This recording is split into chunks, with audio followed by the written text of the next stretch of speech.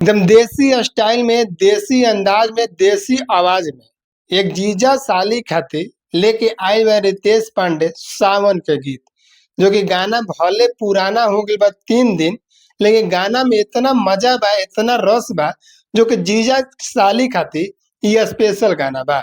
ये गाना के बारे में चर्चा करब, इस गाना के बारे में हम बात करब, लेकिन ओकरा पहले नमस्कार प्रणाम हमर स्वीकार करी हम धर्मेंद्र गुप्ता और वो सब देख रहल बा मनमौजी एक्सप्रेस।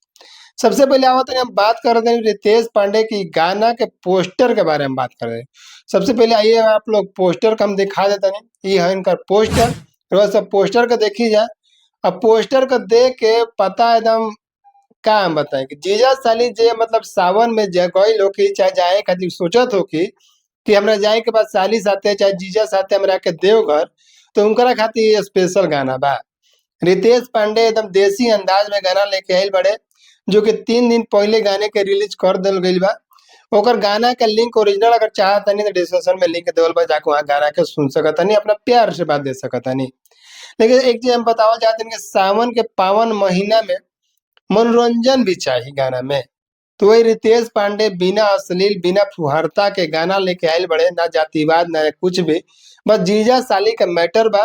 और जीजा साली का मैटर ये चलते बा कि भाई सावन में जीजा भी जालन देवघर, साली भी जाली देवघर, तो ये पर रितेश पांडे सोचलन कि चले के ना कहे ना कि जीजा साली के गाना ही दे देवल जाओ, जो कि भोजपुरी इंडस्ट्री में मजा दिया जाए। और जो जीजा साली जात हो कि अपना देवघर में भोले बाबा से दर्शन करे खातिर, भोले बाबा के उनका स्थान पर जात हो कि उनका से मिले खातिर लोग जात हो कि, तो हमार गाना के सुन के वो लोग आनंद करते हुए मस्ती करते हुए जाई।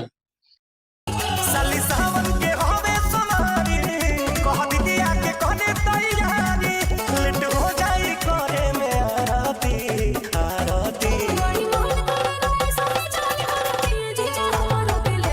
तो ये गाना हमरो सुने में बहुत बढ़िया लागला। देखो एकदम देसी स्टाइल में बा, देसी अंदाज में बा।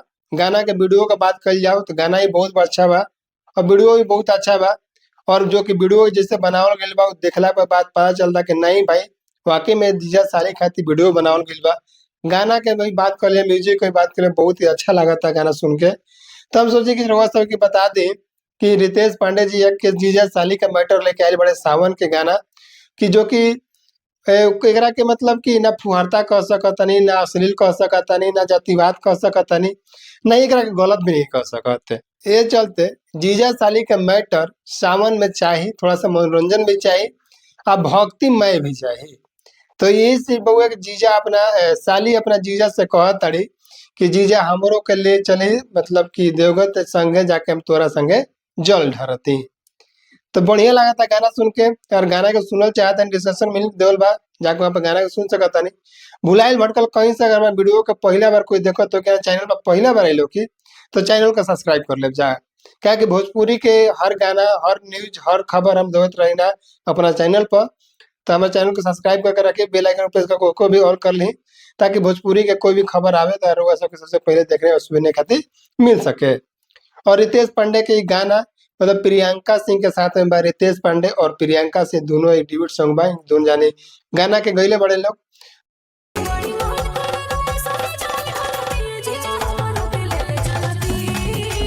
तो बहुत ही अच्छा बा प्रियंका सिंह के भी आवाज और रितेश पांडे के आवाज भी आप सबके पता है कि रितेश पांडे जोन सैड सॉन्ग जोन गावेलन बहुत ही बढ़िया लागेला उनकर गाना। और पावर स्टार पवन सिंह का जो भी गाना वाला सैड सॉन्ग उनको भी अच्छा लागेला।